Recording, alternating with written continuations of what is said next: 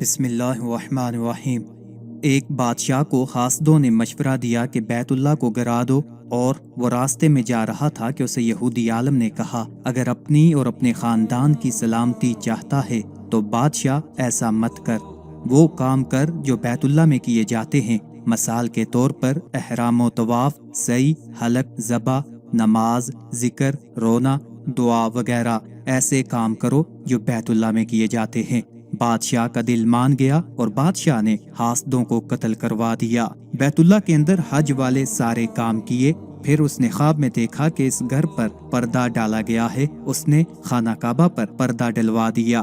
بادشاہ نے دوسرے خواب میں اس سے اچھا پردہ ڈالنے کا حکم دیکھا تو اس نے ایسا ہی کیا۔ تیسرے خواب میں اس سے بھی اچھے پردہ کا حکم ہوا اور اس نے اس حکم کو بھی پورا کیا۔ اس وقت سے بیت اللہ پر غلاف کا سفر شروع ہوا ہے جو آج تک جاری ہے۔ جس نے بیت اللہ کی حرمت کو قائم رکھا، خدا نے اس کی نسل کو باقی رکھا، اور جو بیت اللہ کی حرمت کو گرائے گا اس کا حشر جیش ابرہہ کی طرح ہوگا۔ محض جواب خصوصی تقاریر حضرت جی مولانا یوسف صاحب رحمت اللہ علیہ۔